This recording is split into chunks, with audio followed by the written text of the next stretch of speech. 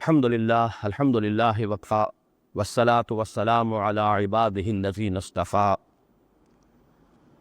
خصوصاً علی افضل وخاتم النبیین محمد الامین وعلی آلہ وصحبہ اجمعین اما بعد اعوذ باللہ من الشیطان الرجیم بسم اللہ الرحمن الرحیم واللیل اذا یغشی والنہار اذا تجلی وما خلق الذکر والانثى ان سعیکم لشتی فاما من اعطى واتقى وصدق بالحسنى فسنيسره لليسرى واما من بخل واستغنى وكذب بالحسنى فسنيسره للعسرى وما يغني عنه ماله إذا تردى إن علينا للهدى وإن لنا للآخرة والأولى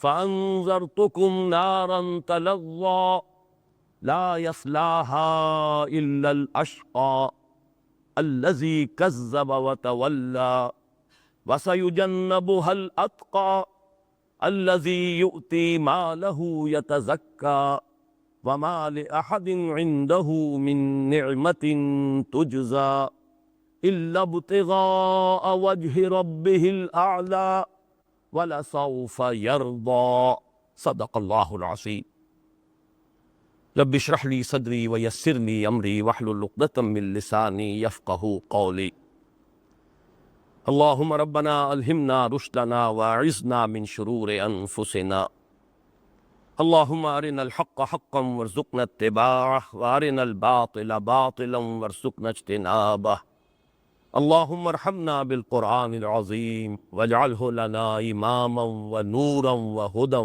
ورحمة اللهم ذكرنا منه ما نسينا وعلمنا منه ما جهلنا وارزقنا تلاوته آناء الليل وآناء النهار واجعله لنا حجة یا رب العالمین آمین۔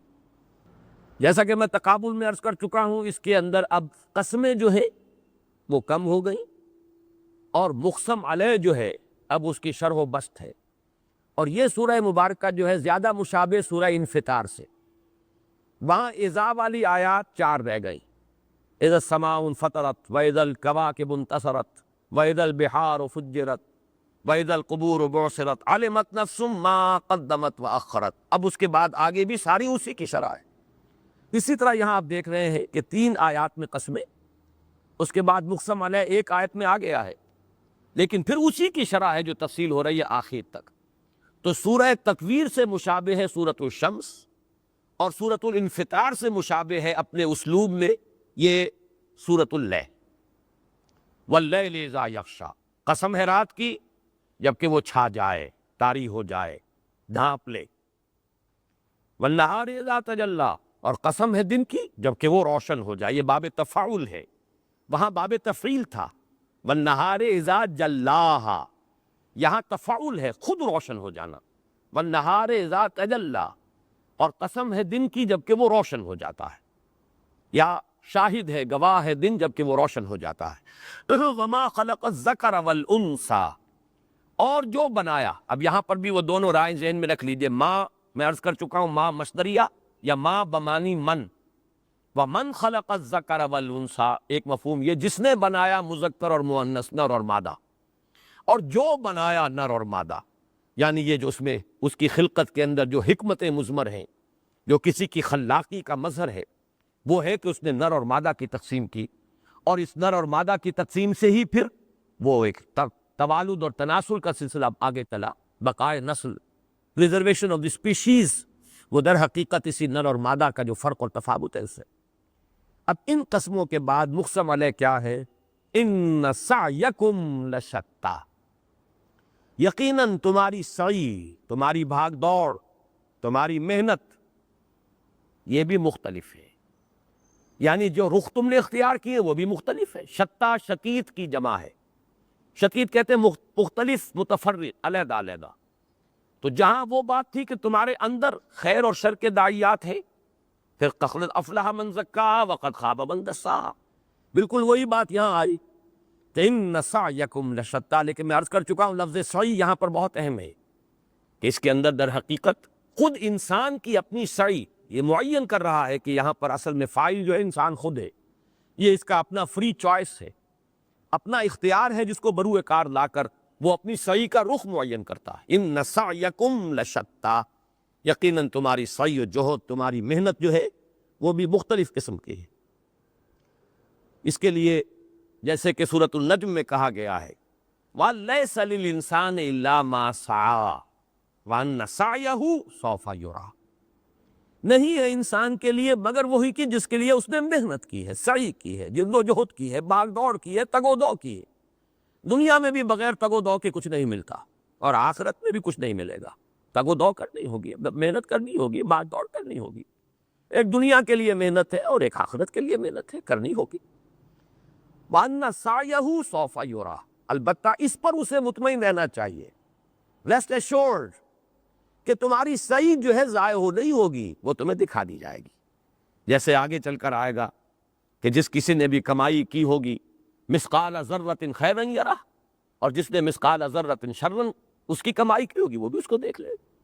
تو وَأَنَّ سَعْيَهُ سَوْفَ يُرَىٰ، اسی سعی کے لیے بڑی پیاری آیات ہے سورۃ النحل کی، من عمل صالحا من ذکر او انثی وهو مؤمن فَلَنُحْيِيَنَّهُ حَيَاةً طَيِّبَةً، جو کوئی شخص بھی عمل کرتا ہے اچھے، چاہے وہ مرد ہو چاہے عورت، مذکر ہو یا مؤنث، لیکن ہو مومن، تو ہم اس کو اس دنیا میں بھی بڑی ایک حیات طیبہ عطا فرمائیں گے، یہاں پر بھی اور آخرت میں تو ہے ہی۔ اسی طرح فرمایا ان الذین آمنوا وعملوا الصالحات سیجعل لهم الرحمن ودا، یہ سورہ مریم میں۔ تو یہ انسان کی اپنی سعی ہے، اپنی محنت ہے، اور یہ تو قرآن مجید میں یوں سمجھیے کہ سینکڑوں مرتبہ تو کم سے کم ہوگا، ایمان کے فوراً بعد عمل صالح، ان الذین آمنوا وعملوا الصالحات۔ تو یہ ہے ان سعیکم لشتیٰ۔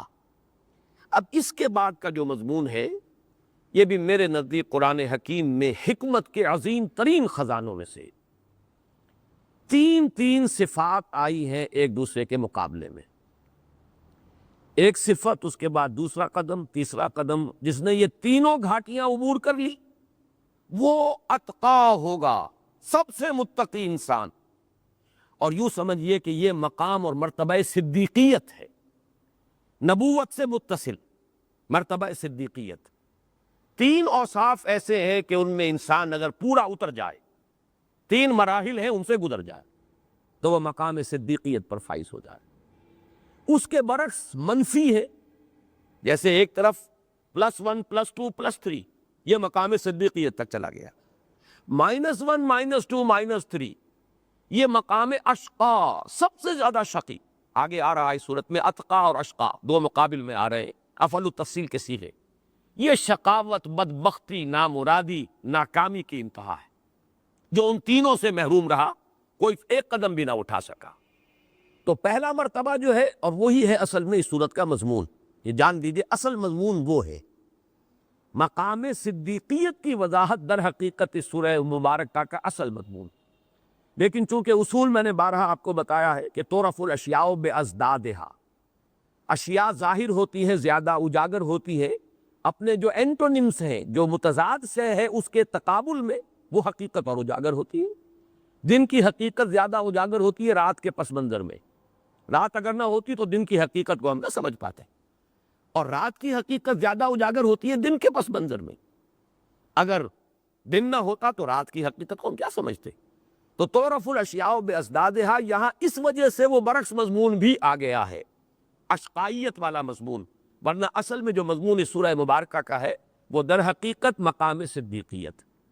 چنانچہ میں دو اقوال آپ کو سنا رہا ہوں، حضرت قفال رحمہ اللہ کا قول ہے، امام راضی نے نقل کیا ہے، نزلت هذه السورۃ،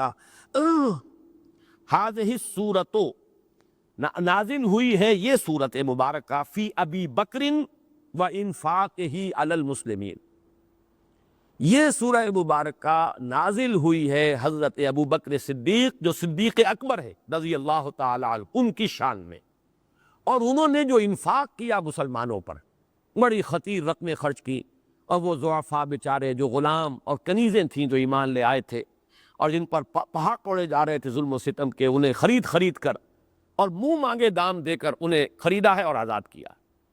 تو نزلت هذه السورۃ فی ابی بکر و انفاقہ علی المسلمین، یہ تو ہے حضرت قفال کا قول۔ خود امام راضی رحمۃ اللہ علیہ نے ایک عجیب قول جو ہے وہ سورۃ الضحیٰ، جو اب اگلی سورت آئے گی، اگلا جوڑا جو ہے، اس میں انہوں نے ایک بات کہی ہے بڑی پیاری۔ سورۃ واللیل سورۃ ابی بکر و سورۃ والضحیٰ سورۃ محمد صلی اللہ علیہ وسلم و رضی اللہ تعالی عنہ۔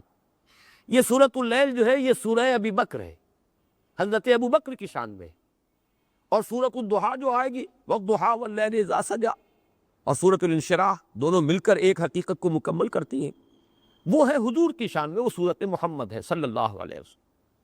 اس کے حوالے سے ایک بات سمجھ لیجئے کہ جو مضمون شروع ہوا قد افلح من تزکا سورۃ الاعلیٰ، اس کی ذرا سی شرح آئی قد افلح من زکاہا وقد خاب من دساہا، اس کا جو نقطۂ عروج ہے، بلند ترین منزل جس تک کہ انسان پہنچ سکتا ہے، وہ مقام صدیقیت ہے۔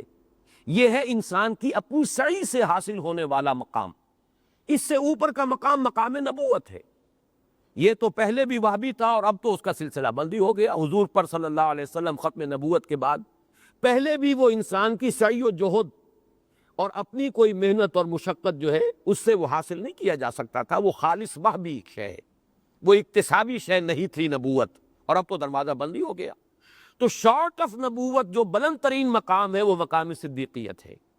تو سورۃ الشمس کے بعد سورۃ اللیل میں یہ مضمون اس کلائمیکس تک پہنچ گیا کہ جو بلند ترین مقام ہے، انسان جو اپنی سعی سے، ان سعیکم، اپنی سعی سے جہاں تک رسائی حاصل کر سکتا ہے، وہ ہے مقام صدیقیت، اور وہ مضمون ہے اس سورہ مبارکہ۔ اب اس سے بلند جو ہے وہ وہبی معاملہ ہے، وہ نبوت و رسالت ہے، وہ مضمون ہے سورۃ الضحیٰ اور سورۃ الانشراح کا۔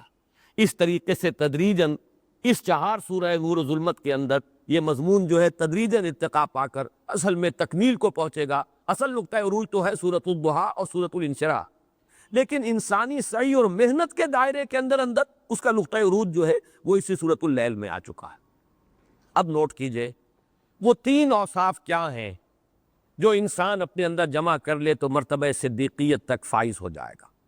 یہ دروازے بند نہیں ہیں، ابھی صرف دروازہ ایک ہی بند ہے، مقام نبوت کا۔ صدیقیت، شہادت، یہ مراتب کھلے ہوئے۔ اولئک مع الذین انعم اللہ علیہم من النبیین والصدیقین والشہداء والصالحین وحسن اولئک رفیقا۔ تو یہ 4 مدارج ہیں۔ صالحین یہ بیس لائن ہے، صالحین اہل ایمان، اس کے اوپر مرتبہ شہادت، اس سے بلندتر مقام صدیقیت، اس سے اوپر پھر مرتبہ نبوت و رسالت۔ وہ ہے گویا کہ آؤٹ آف ریچ انسان کی، وہ اپنی محنت کے دائرے سے باہر، اپنی محنت کے اندر ان سعیکم کا دائرہ جو ہے وہ جا کر ختم ہو جائے گا مرتبہ صدیقیت پر۔ لیکن اس وقت میں عرض کر رہا تھا اب بھی یہ مراتب بند نہیں ہیں۔ وہ 3 اوصاف جو مقام صدیقیت تک پہنچانے والے ہیں، فَأَمَّا مَنْ أَعْطَى، تو وہ شخص جو دے، عطا، اپنا مال خرچ کرے، صدقہ، خیرات، غرباء پر، مساکین پر۔ اب نوٹ کر لیجئے سورۃ البلد، فَلَقْتَحَمَ الْعَقَبَةَ وَمَا أَدْرَاكَ مَا الْعَقَبَةُ فَكُّ رَقَبَةٍ أَوْ إِطْعَامٌ فِي يَوْمٍ ذِي مَسْغَبَةٍ يَتِيمًا ذَا مَقْرَبَةٍ أَوْ مِسْكِينًا ذَا مَتْرَبَةٍ۔ اسی طریقے سے یاد کر لیجئے سورہ حدید۔ گھبراؤ نہیں مسلمانوں، اگر تم اپنے دلوں میں جھانکو اور محسوس کرو کہ ویرانی ہے، گھبراؤ نہیں۔ اعلموا ان اللہ یحیی الارض بعد موتها قد بینا لکم الآیات لعلکم تعقلون۔ اور اس کے لیے کیا کام کرنا پڑے گا؟ ان المصدقین والمصدقات واقرضوا اللہ قرضا حسنا یضاعف لهم ولهم اجر کریم والذین آمنوا باللہ ورسلہ اولئک هم الصدیقون والشہداء عند ربہم۔ مقام صدیقیت اور مقام شہادت تک رسائی ہو سکتی ہے۔ بریک کھول دو، گاڑی کو بریک لگا ہوا ہے، تم کتنا ہی ایکسیلیٹر دباؤ گاڑی نہیں چلے گی، بریک کھولنا ہوگا۔ وہ بریک کیا ہے؟ مال کی محبت، حب دنیا، اور حب دنیا کا سب سے بڑا مظہر حب مال۔ مال لگاؤ، خرچ کرو، دے دو، اس نجاست کو دھو ڈالو، پاک کر لو اپنے دل کو حب مال سے۔ اب لگاؤ ایکسیلیٹر دباؤ، اب تمہاری اپنی افتاد تباہ کے اعتبار سے مرتبہ صدیقیت بھی ہے، مقام شہادت بھی ہے، پہنچو، ہمت کرو۔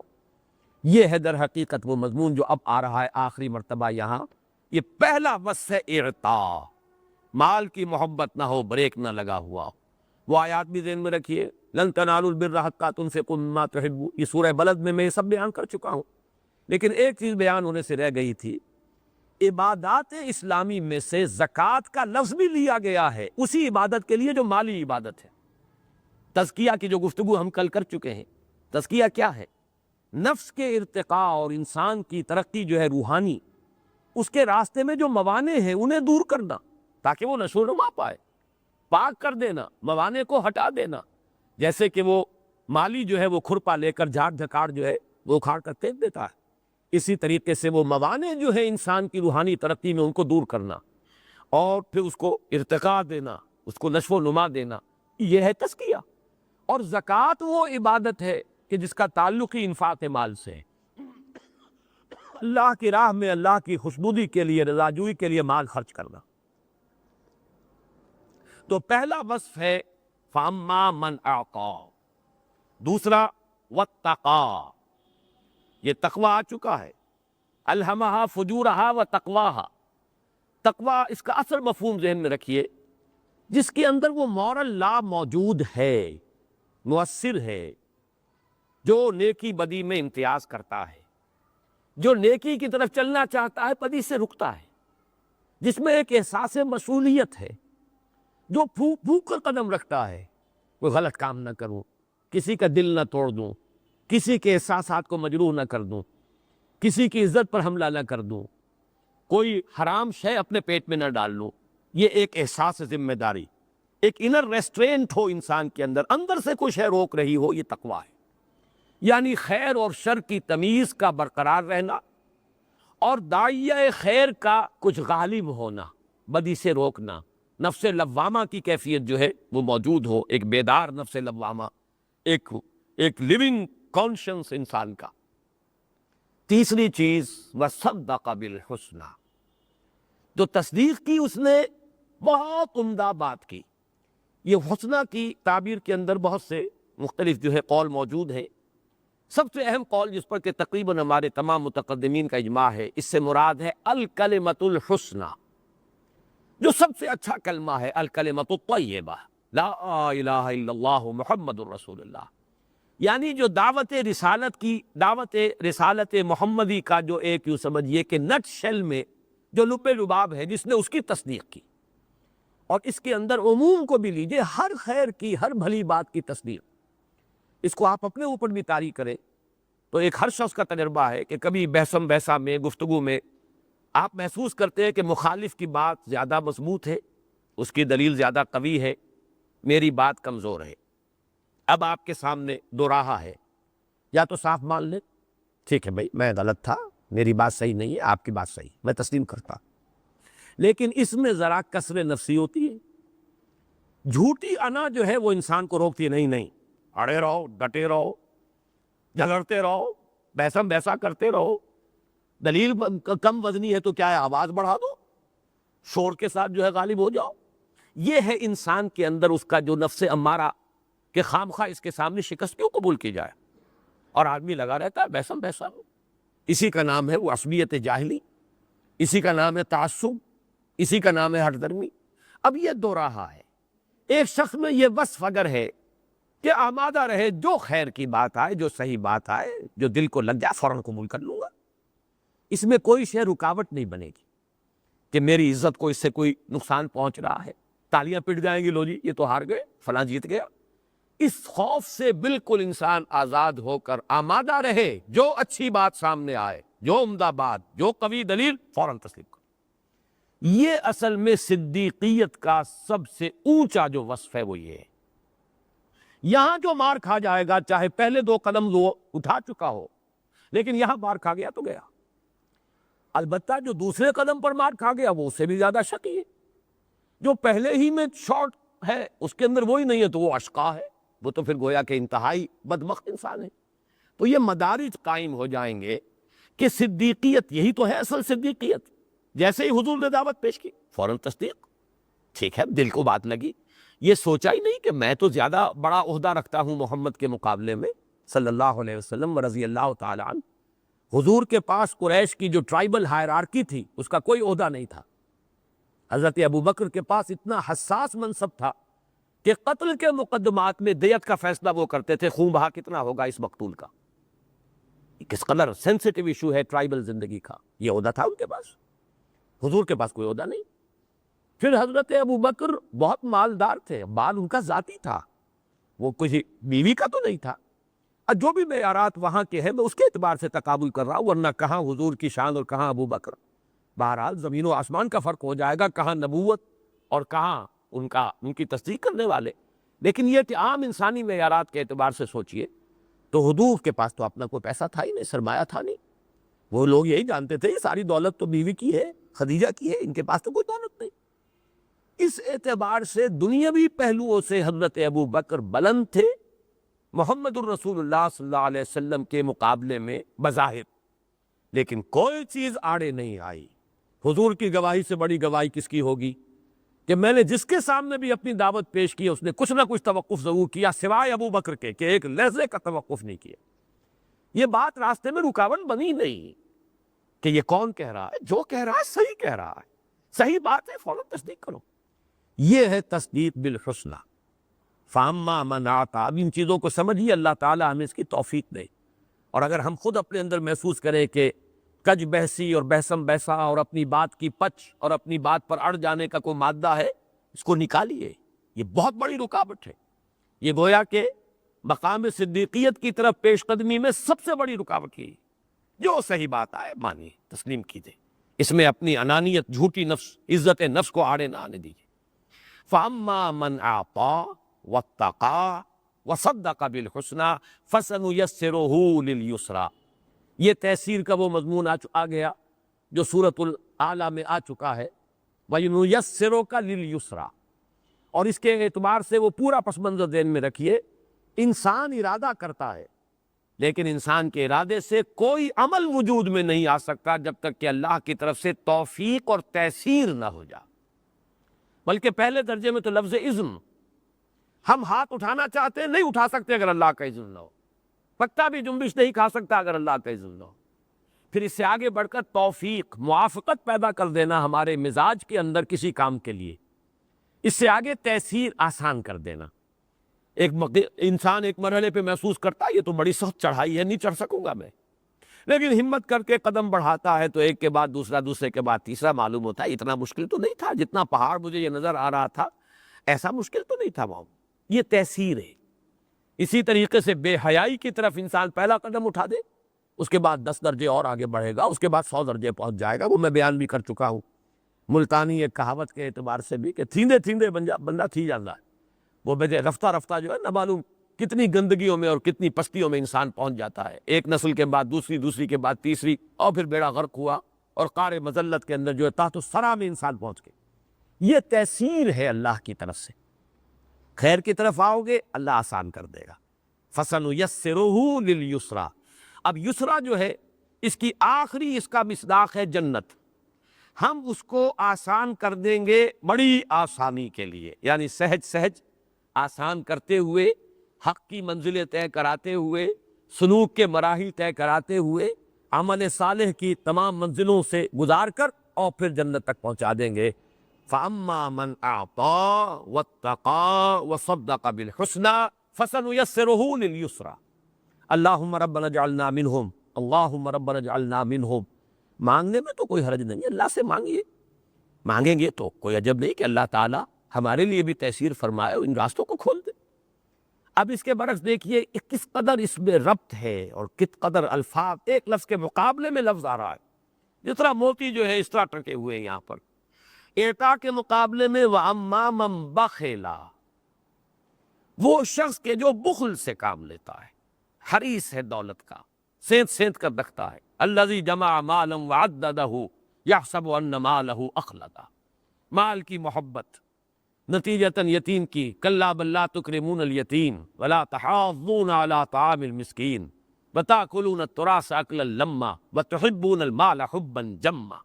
یہ کیفیت، یہ ہے بخلی. اعطاء کے مقابلے میں اما من بخلا. الفاظ ایک دوسرے کے اوپر ریفلیکٹ کر رہے ہیں، روشنی ڈال رہے ہیں. اس کے بعد وہاں تقویٰ تھا، یہاں استغنا، واستغنا۔ استغنا کیا ہے؟ بے پرواہی، لا ابالیانہ انداز، جاتے ہوئے جو چاہے کر دیا، یہ سوچا ہی نہیں کہ کس کا دل توڑ رہا ہوں، کس کے جذبات مجروح کر رہا ہوں، کس کی عزت پر میں نے حملہ کر دیا ہے، کس کا مال میں نے ہڑپ کر لیا ہے، پرواہ نہیں۔ ایک بالکل ایک ایسی کیف استغنا، بے پرواہی، لا ابالیانہ انداز، فلا ابالی، کوئی پرواہ نہیں، لا ابالیانہ انداز، بے پرواہی۔ یہ تقویٰ، آدمی پھونک پھونک کر قدم رکھ رہا ہے، سوچ رہا ہے کیا کرنا چاہیے، کیا نہیں کرنا چاہیے، کسی کا حق تو میں نہیں سلب کر رہا، کسی پر زیادتی تو نہیں کر رہا، کوئی حرام لقمہ تو نہیں اپنے پیٹ میں ڈال رہا۔ یہ ہے تقیٰ، فاما من اعطی واتقی، اور بے پرواہ ہو کر جو جی میں آیا کر گزرے، جہاں بھی ہاتھ پڑ سکتا ہو ہاتھ ڈال دیا، جو چیز بھی حاصل کی جا سکتی ہو کر لو، بائی ہک اور بائی کروک، صحیح یا غلط۔ یہ استغنا ہے۔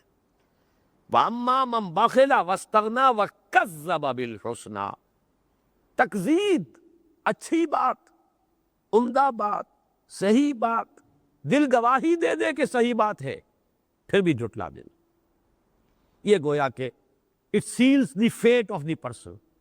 اب اس کی قسمت ختم ہوئی، قسمت کے اوپر مہر لگ گئی، دونوں منزلیں چڑھ آیا تھا لیکن تصدیق بالحسنہ سے محروم رہا، اور تکذیب بالحسنہ اس کی اگر اس کے صدور ہو گیا تو گویا کہ محروم رہ گئے۔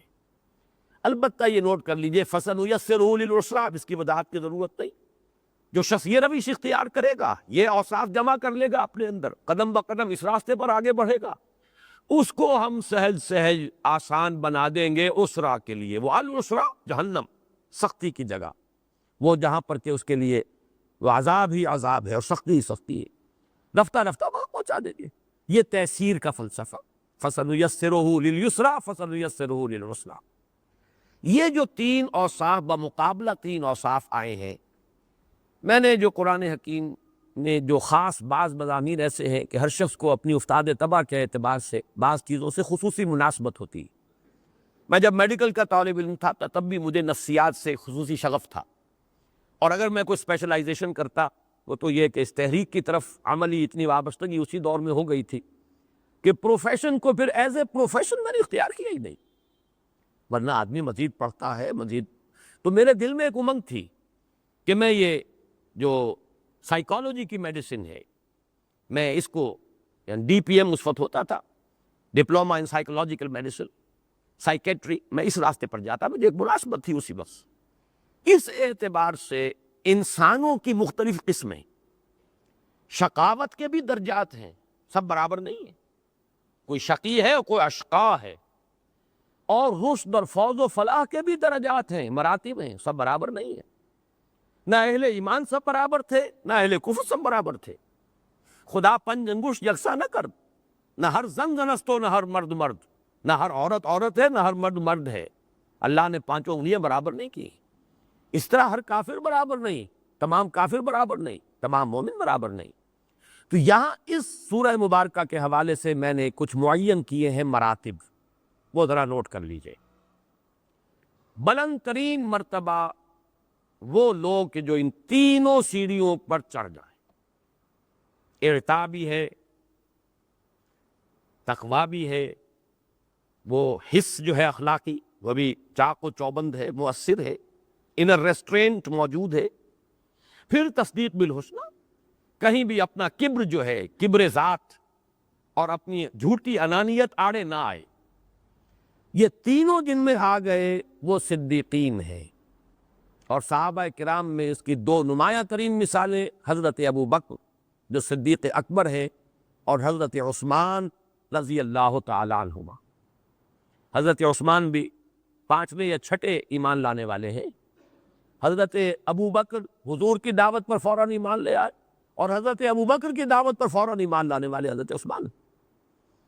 اس اعتبار سے یہ صدیقین کے لیے دو یہ ٹاپ کی مثالیں، اور بھی بہت صدیق ہیں۔ اور یہ نہ سمجھیے کہ اب یہ چیزیں جو ہے یہ ختم ہو چکی ہیں، اب بھی یہ راستے کھلے ہیں، یہ مزاج ہے، اصل میں مزاج ہمیشہ رہے گی انسان کی۔ تینوں میں پورے صدیقین جن کی نمایاں مثالیں ابو بکر اور عثمان۔ کچھ لوگ ایسے تھے جو دو پہلی منزلیں تو سر کر گئے، تیسری میں آ کے ناکام ہو گئے۔ قسمت کی خوبی دیکھیے ٹوٹی کہاں کمند، دو چار ہاتھ جبکہ لب باب رہ گیا۔ ان میں دو نمایاں ترین انسان ہیں ابو طالب اور مطعم بن عدی۔ ابو طالب نے مانا کہ بھتیجے میں جانتا ہوں کہ تیرے دین سے بہتر دین کوئی نہیں، لیکن میں ایمان نہیں لاؤں گا، اب میں موت کو سامنے دیکھ کر ایمان لے آؤں تو عرب کی عورتیں تانا دیں گی کہ ابو طالب موت سے ڈر گیا۔ یہ انانیت ہے، یہ ہے وہ کہ جو تصدیق بالحسنہ سے رک رہا ایک شخص صرف اس وجہ سے دنیا کیا کہیں گے، دنیا مجھے بزدل سمجھے گی۔ قریش کی عورتوں کا تانا نہیں میں برداشت کر سکتا کہ ابو طالب موت سے ڈر گیا۔ کہاں محروم ہوا ایک شخص۔ اسی لیے حضور نے فرمایا ہے کہ سب سے ہلکا عذاب جہنم میں ابو طالب کو ہوگا، لیکن وہ بھی کیا ہے کہ آگ کی دو جوتیاں پہنائی جائیں گی جن کے زیر اثر اس کھوپڑی میں دماغ ایسے پکے گا جیسے ہنڈیا پکتی ہے چولہے کے اوپر۔ یہ تو ہلکا ترین عذاب ہے وہاں کا۔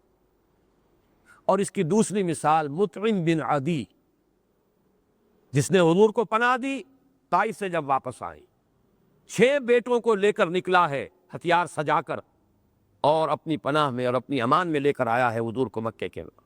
ایمان نہیں لایا، کہاں ناکام رہا۔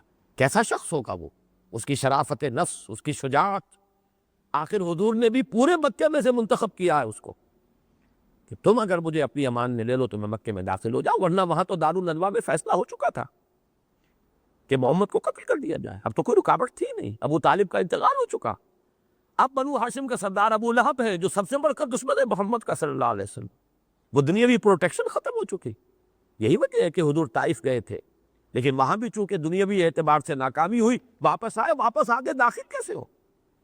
تو حضور کی نگاہ انتخاب پڑی ہے مطعم بن عدی پر، اور حضور نے اسی کے بارے میں کہا تھا غزوہ بدر، جب وہ 70 قیدی تھے قریش کے۔ حضور نے فرمایا تھا کہ اگر آج مطعم زندہ ہوتا، اگر وہ سفارش کرتا، میں ان 70 کے 70 کو چھوڑ دیتا۔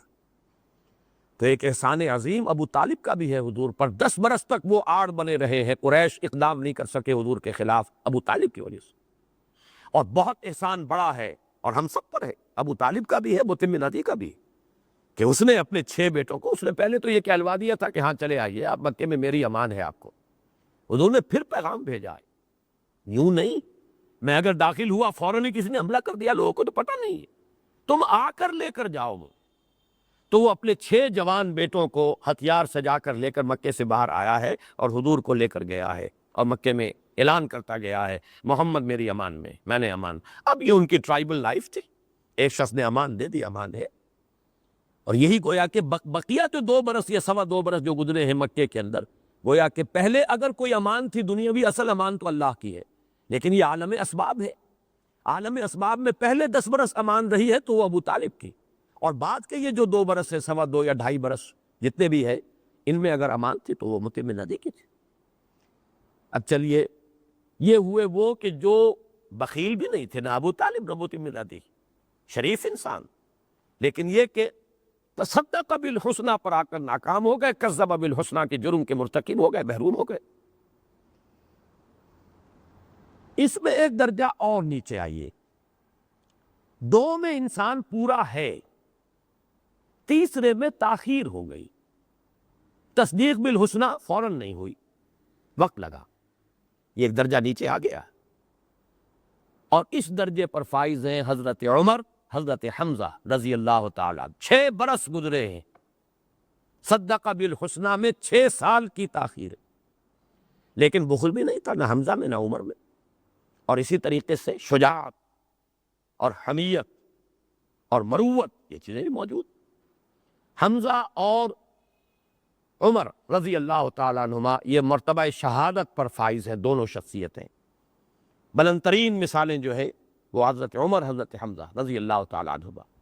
اس کے مقابل میں نوٹ کیجئے، ابو جہل ہے جو رہ گیا، پہلی چیز اس میں تھی، بخیل نہیں تھا، پہلی بات پوری تھی، لیکن دوسرے مرحلے پر آ کر وہ ناکام ہو گیا، وہ ہے ابو جہل۔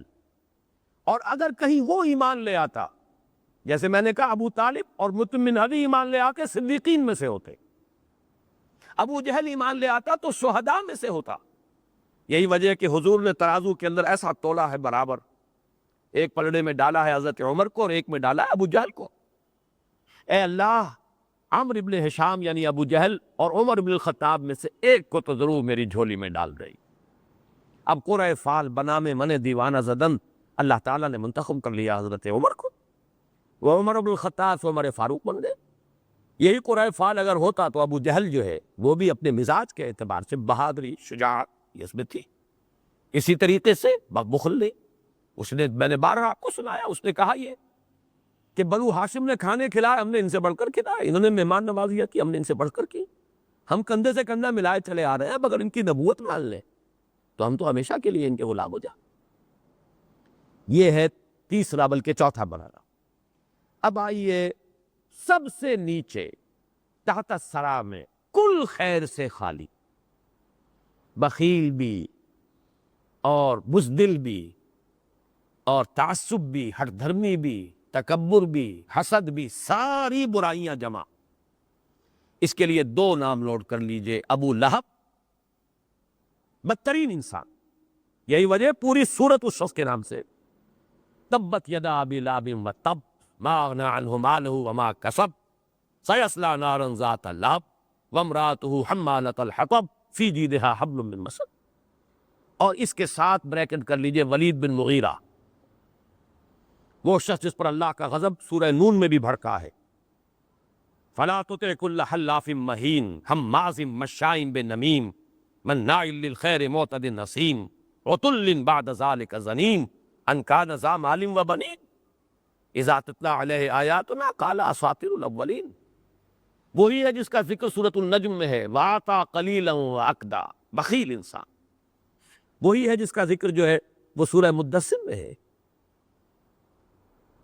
ذرنی ومن خلقت وحیدا وجعلت له مالا ممدودا وبنین شہودا ومہدت له تمہیدا ثم یطمع ان ازید کلا انہ کان لآیاتنا عنیدا سأرہقہ صعودا۔ یہ ہے آخری کردار، بدترین کردار، ابو لہب اور ولید بن مغیرہ۔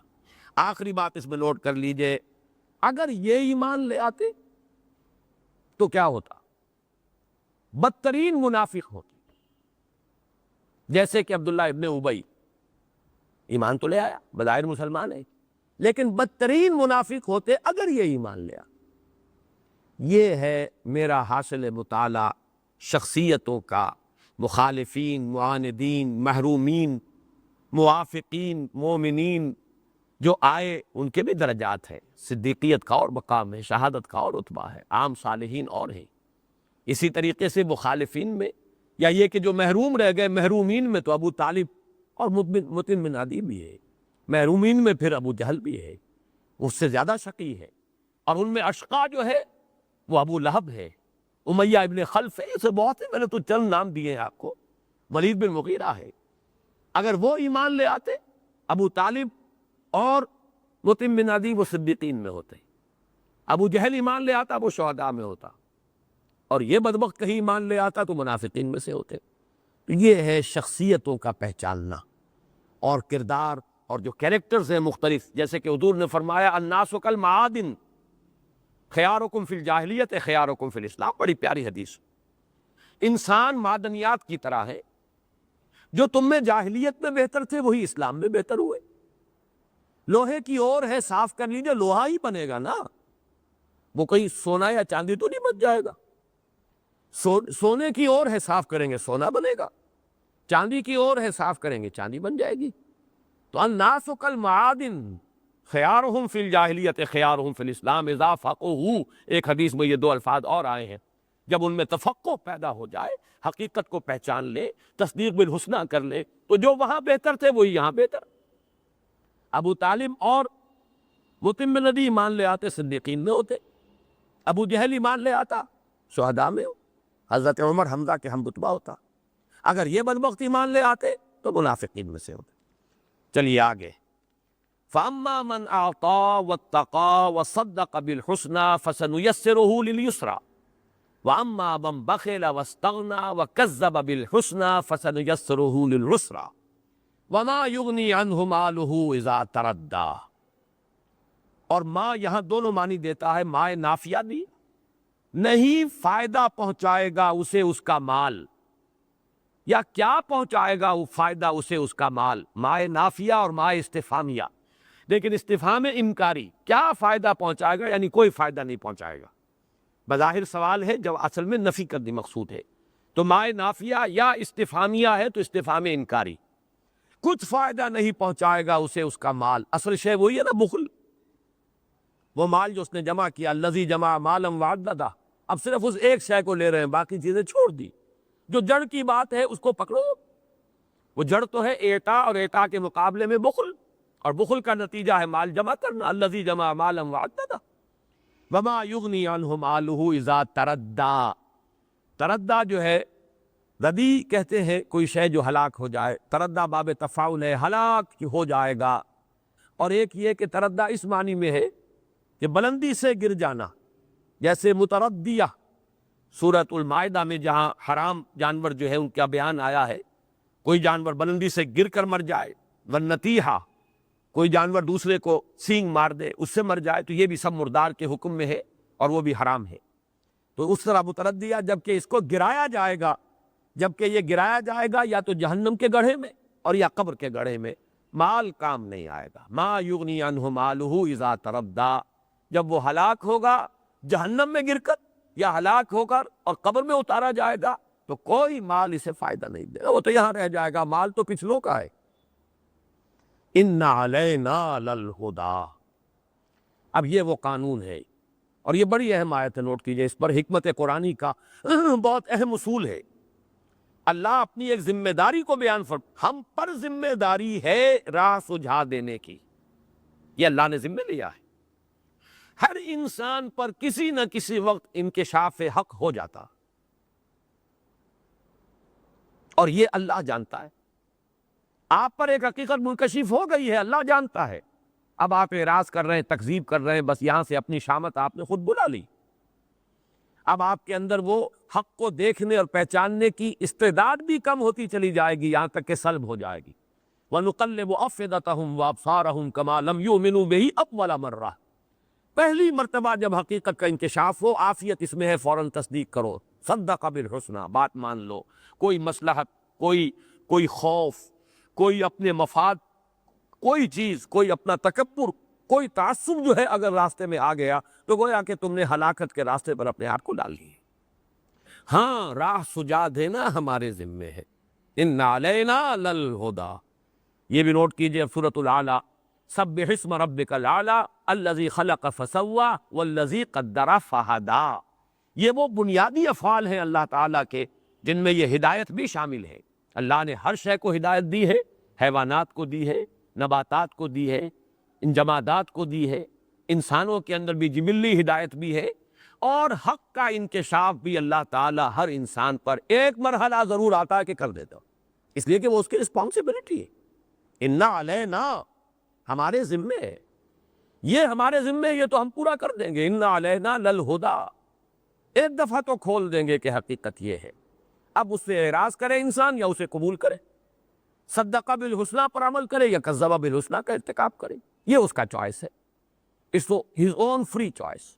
ان علینا للہدی، اور یہ بات بھی یہاں نوٹ کر لیجئے، میں سورۃ الدہر سے ایک مضمون کو بیان کر رہا ہوں۔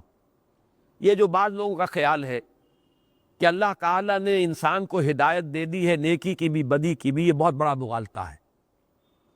یہ جو کہا گیا ہدیناہ السبیل اما شاکرا و اما کفورا، وہاں بھی بہت سے لوگوں نے ترجمہ یہ کر لیا ہم نے تو دونوں راستوں کی اسے سوجھ دے دی ہے۔ ہدایت کا لفظ نہیں آئے گا بدی کے لیے، ہدایت اللہ خیر ہی کے لیے دیتا ہے، بھلائی ہی کے لیے دیتا ہے۔ السبیل کہا ہے، دو راستے نہیں کہا، انا ہدیناہ السبیل، ہم نے اسے سیدھے راستے کی ہدایت دے دی، ہم نے سیدھا راستہ اس پر کھول دیا ہے، ہم نے حقیقت کو منکشف کر دیا ہے۔ البتہ اب اس کا چوائس ہے، اما شاکرا و اما کفورا۔ اسی طرح ہدیناہ النجدین میں جن لوگوں کا یہ خیال ہے کہ اس سے مراد ہے نیکی اور بدی کی راہ، دونوں کی ہم نے اسے ہدایت اور سوجھ دے دی ہے، یہ بھی میرے نزدیک صحیح نہیں۔ میں یہ عرض کر چکا ہوں کہ نجدین سے مراد، جو سلف میں بھی رائے موجود ہے، ماں کی دو چھاتیاں، جن سے کہ ایک بچہ جبلی طور پر سیکھ کر آتا ہے، گویا کہ اسے ٹرین کیا گیا ہے ماں کے پیٹ ہی میں کہ تمہاری غذا، تمہاری خوراک جو ہے وہ تمہاری ماں کی چھاتیوں میں ہے، جانا فوراً منہ میں لے کر اور اسے چوسنا اور تمہیں غذا مل جائے گی۔ بلکہ میں نے مثال دی تھی، بکری کا وہ بچہ نومولود، اس کی ٹانگیں بھی ابھی کانپ رہی ہیں، اسے کھڑا نہیں ہو رہا اپنی ٹانگوں کے اوپر، لیکن لپکتا ہے ماں کی تھنوں کی طرف، کہیں سے سیکھ کر آیا، ہدیناہ النجدین۔ تو اس کے لیے لفظ ہدایت وہاں آیا ہے، بدی کے لیے ہدایت کبھی نہیں، یہ لفظ نہیں۔ یہ لفظ اتنا اونچا ہے کہ بدی کے لیے یہ لفظ جو ہے اس کا استعمال ہی میرے نزدیک اس لفظ کی توہین ہے۔ ان علینا للہدی، ہدایت ہمارے ذمے ہے، حق کا منکشف کر دینا ہمارے ذمے ہے، حجت ہم قائم کر دیں گے۔ باقی یہ ہے کہ آگے اما شاکرا و اما کفورا، صدق بالحسنی یا کذب بالحسنی، یہ انسان کا اختیار ہے۔ وَإِنَّ لَنَا لَلْآخِرَةَ وَالْأُولَىٰ، اور ہمارا ہی اختیار ہے آخرت میں بھی اور دنیا کا بھی، یعنی یہ کہ چوائس تو ہمارا ہے لیکن تم ہمارے قابو سے باہر نہیں ہو، دنیا میں بھی نہ آخرت میں۔ تم چوز کرو گے نیکی کا راستہ، لیکن ہماری توفیق اور تیسیر کے بغیر نیکی کے راستے پہ چل نہیں سکو گے۔ تم چوز کرو گے بدی کا راستہ، تم ارادہ کرو گے چوری کرنے کا، کر نہیں سکو گے جب تک کہ ہمارا اذن نہ ہو جائے۔ ہم قادر ہیں، ہماری قدرت محیط ہے اس پوری کائنات کو، یہاں پتہ تک بھی ہمارے اذن کے بغیر ہل نہیں سکتا۔ تو وہ آخرت ہو یا دنیا، یہ دونوں ہمارے کنٹرول سے کوئی ان میں سے باہر نہیں ہے۔ وَإِنَّ لَنَا، لنا جو ہے یہ ملکیت کے لیے بھی لام آیا ہے اور اس کا اختیار مطلق بھی ہمارے پاس ہے۔ وَإِنَّ لَنَا لَلْآخِرَةَ وَالْأُولَىٰ فَأَنذَرْتُكُمْ نَارًا تَلَظَّىٰ، تو دیکھو میں نے تمہیں خبردار کر دیا ہے اس آگ سے، ڈرا دیا ہے، آگاہ کر دیا ہے، وارن کر دیا ہے، جو بھڑکتی ہے۔ یہ جو لظا آیا ہے سورہ معارج میں، انہا لظا نزاعۃ للشوا تدعو من ادبر وتولی، تو یہ نوٹ کر لیجئے کہ جہنم کے بھی مختلف طبقات ہیں۔ کہیں اسے سعیر سے تعبیر کیا گیا ہے، کہیں اس کو حمیم سے تعبیر کیا گیا ہے، مختلف الفاظ، کہیں جہنم کا لفظ ہے، جہیم ہے، کہیں لظا ہے۔ لظا کہتے ہیں بالکل روشن انگارے، چمکدار انگارے۔ ایک آگ وہ ہے جس کے اوپر کچھ راکھ آ گئی ہے، وہ نظر نہیں آ رہے، دمکتے ہوئے انگارے، بھڑکتی ہوئی آگ، وہ لظا ہے۔ اور معلوم یہ ہوتا ہے اس صورت کے مضامین کی مناسبت سے کہ یہ جہنم کا بدترین حصہ ہے، اس لیے کہ اشقا کا لفظ آ رہا ہے، نہیں جھونکا جائے گا اس میں مگر جو سب سے زیادہ شقی ہے۔ یہ میں ابھی وضاحت کروں گا کیوں اشقا کا لفظ یہاں آیا ہے۔ ان لنا للآخرۃ والأولیٰ فانذرتکم نارا تلظیٰ، میں نے خبردار کر دیا ہے، تم مجھے بلیم نہیں کر سکو گے کہ تمہیں بتایا نہیں گیا، وارن نہیں کیا گیا۔ فانذرتکم نارا تلظیٰ، وہ جو بھڑک رہی ہے آگ، جس کے دمکتے ہوئے انگارے، لا یصلاھا الا الاشقی، نہیں داخل ہوگا اس میں مگر وہی جو سب سے بڑا بدبخت ہے۔ اب اس میں بعض لوگوں نے یہاں سے وہی جو چور دروازے نکالتے ہیں اپنے فسق و فجور کے لیے، یعنی جہنم میں تو صرف اشقا جائے گا، یہ کم شقی جہنم میں نہیں جائیں گے، آیت ہے یہاں تو اشقا جائے گا، صرف بدبخت ہی جائے گا۔ گویا کہ اگر میری وہ وضاحت بھی سامنے ہو تو ابو لہب اور ولید بن مغیرہ تو جائے گا، ابو جہل تو نہیں جائے گا، پھر چلیے ابو جہل بھی چلا گیا تو اور تو نہیں جائیں گے، یہ بات نہیں ہے۔ جہنم کے طبقات ہیں، یہاں اشقا کے حوالے سے نارن تلظیٰ، جہنم کا وہ طبقہ جس کے اندر صرف تمازت نہیں ہے، صرف حدت نہیں ہے، صرف تپش نہیں ہے، بلکہ بڑھتی ہوئی آگ، اور جیسے لیونگ سنڈرز جنہیں آپ کہتے ہیں، جس کے انگارے وہ دہکتے ہوئے ہوں گے، اور اس کو نہیں اس میں داخل ہوگا مگر جو سب سے بڑا شقی ہے۔ یہ کیوں کہا شقی، اشقا؟ اس لیے کہ دیکھیے دعوت حق ایک کسی عام انسان کے ذریعے سے ہوئی، انکشاف حق تو ہو گیا، لیکن انکشاف کی شدت میں فرق رہے گا جب نبی کے ذریعے سے دعوت پہنچی ہو، اور نبیوں کے بھی سردار محمد الرسول اللہ کے ذریعے سے دعوت پہنچی ہو، جن کی شخصیت بے داغ، جن کا کردار above ڈاؤٹ۔ اب معلوم ہوا کہ اتمام حجت جو ہے وہ آخری درجے میں ہو گئی، اب بھی جو محروم رہا اس کے اشقا ہونے میں کوئی شک نہیں۔ محمد کی دعوت صلی اللہ علیہ وسلم، آپ جیسے مربی اور مزکی اور داعی اور مبلغ، آپ کی سیرت و کردار کا حامل انسان، بدترین دشمن جس پر انگلی نہ رکھ سکے، اگر ان کی دعوت کو بھی کسی نے رد کر دیا، آنکھیں بند کر لی، تصدیق بالحسنہ کی بجائے تکذیب بالحسنہ کا ارتکاب کیا، وہ اشقا ہے، اور وہ اشقا ہے جو دھوکا جائے گا اس آگ کے اس درجے میں جس کو تلظیٰ سے ثابت کیا۔ لیکن جیسا کہ میں نے عرض کیا یہ سارا جو ہے الذی کذب وتولی، وہ کہ جس نے جھٹلایا اور پیٹھ موڑ لی، یہ سب کے سب جو ہے ان کے اندر شامل ہے جو میں بیان کر چکا ہوں۔ لیکن یہ کہ جیسا کہ میں نے پہلے عرض کیا تھا، یہ در حقیقت تعرف الاشیاء بازدادہا کے اصول کے تحت یہ مضمون یہاں آ گیا ہے۔ اصل مضمون مقام صدیقیت، سورۃ واللیل، سورۃ ابی بکر، جو امام راضی نے کہا بڑا خوبصورت جملہ ہے اور میں اس سے 100% متفق۔ یہ سورہ صدیقیت ہے۔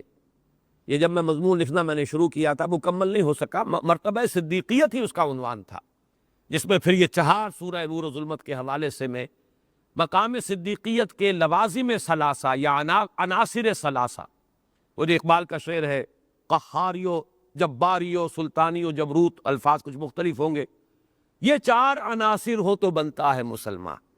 تو 3 عناصر جو ہیں، اما من اعطا واتقا وصدق بالحسنی، تو مقام صدیقیت تک رسائی ہوتی، اور جو تینوں سے محروم ہے وہ گویا کہ اس کی بالکل ضد اشقا ہے۔ الذی کذب وتولی، اب وہ اصل مضمون کی طرف، وسیجنبھا الاتقی، اور ان قریب اس سے بچا لیا جائے گا وہ کہ جو سب سے بڑا متقی ہے، یہ ہے ابو بکر رضی اللہ تعالی عنہ، اتقا، اس امت کے اتقا، افضل البشر بعد الانبیاء بالتحقیق ابو بکر صدیق رضی اللہ تعالی عنہ۔ تمام انسانوں میں، صرف اس امت میں نہیں، تمام انسانوں میں انبیاء کے بعد جو سب سے افضل انسان ہے وہ ابو بکر ہے، اتقا۔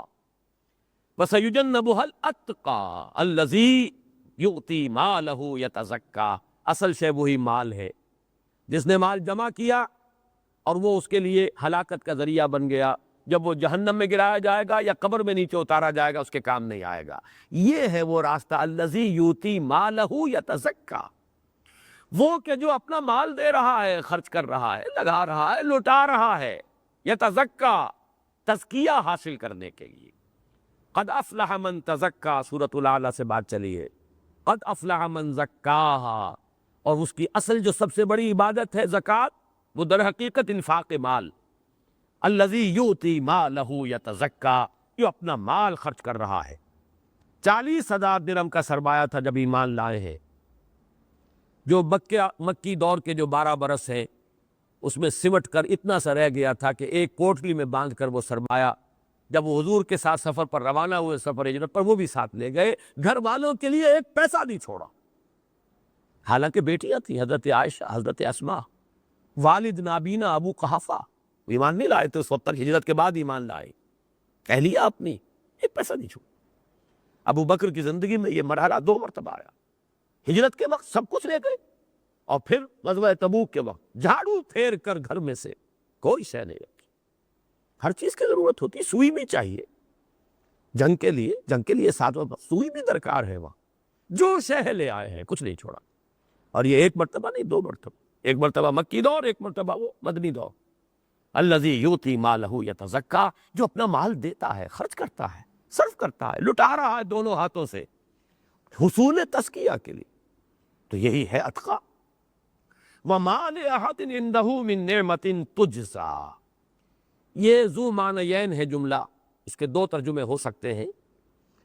ایک ترجمہ جو جمہور کا ہے سب حضرات کا، وہ تو یہ ہے کہ اس پر کسی کا کوئی احسان نہیں جس کا بدلہ چکانا ہو، یعنی ایک تو یہ ہے کہ آپ نے مجھ پر کوئی احسان کیا تھا، میں جوابی آپ پر احسان کر رہا، یہ بھی اچھی بات ہے، لیکن بہرحال اس سے بہت اونچی بات یہ ہے کہ کوئی احسان نہ ہو اور آپ خرچ کر رہے ہیں۔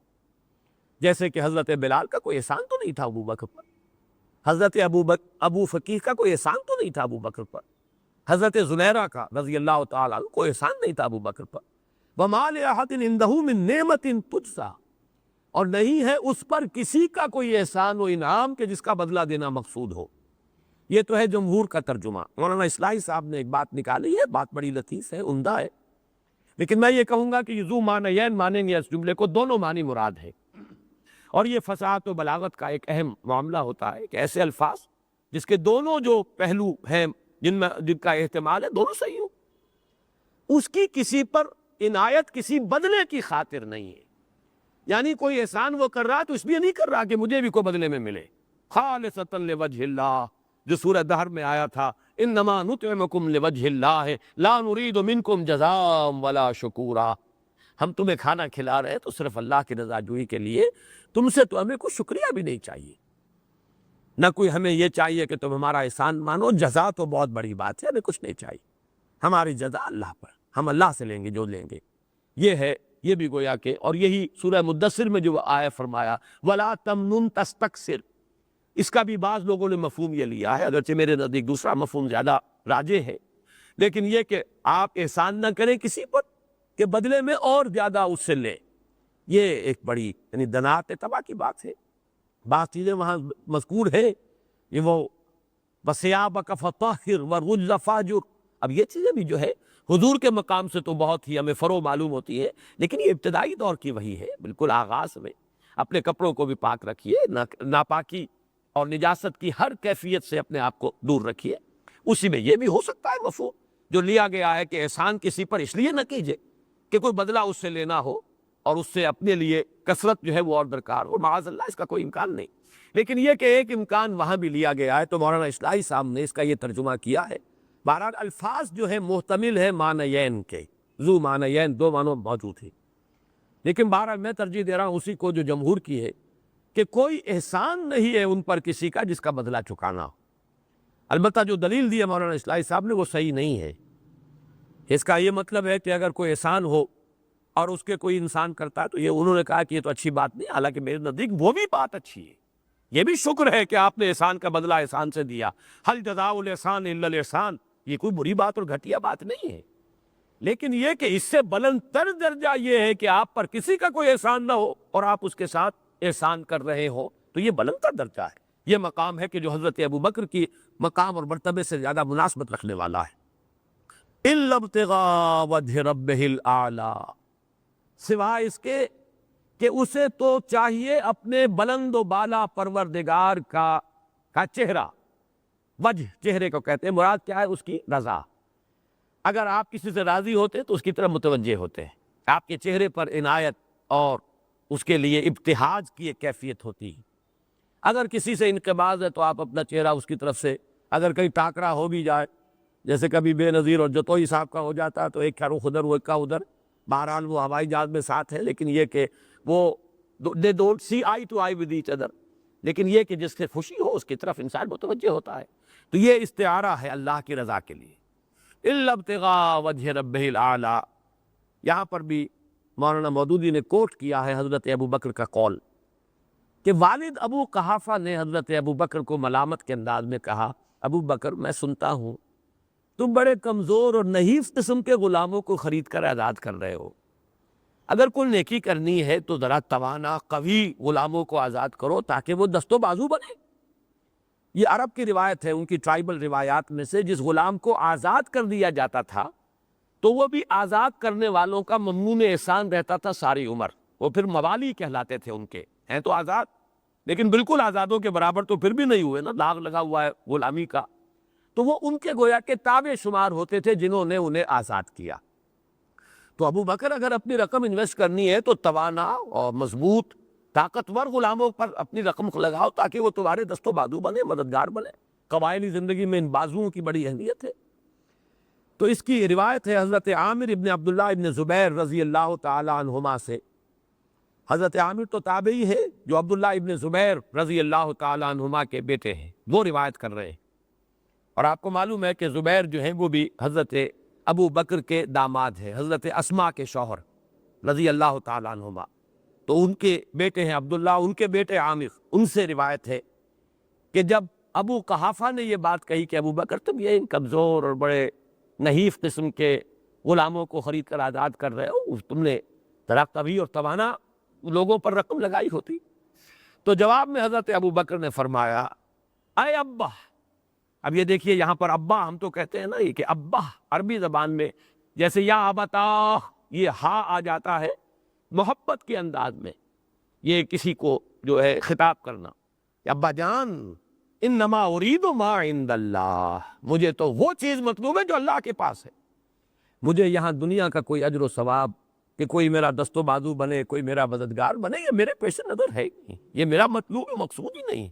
اے ابا انما ارید ما عند اللہ، میرا ارادہ میں چاہتا ہوں وہ شے جو اللہ کے پاس ہے۔ اب آخری بات نوٹ کیجئے، وَلَسَوْفَ يَرْضَىٰ، اور ان قریب وہ راضی ہو جائے گا۔ یہاں بھی ذو معنی یہ ہے کلام، کون راضی ہو جائے گا؟ اللہ راضی ہو جائے گا، یہ بھی صحیح، اور وہ راضی ہو جائے گا، ابو بکر بھی راضی ہو جائے گا، یہ بھی صحیح۔ یہ تو وہی مضمون ہے، رضی اللہ عنہم ورضوا عنہ، اللہ ان سے راضی، وہ اللہ سے راضی۔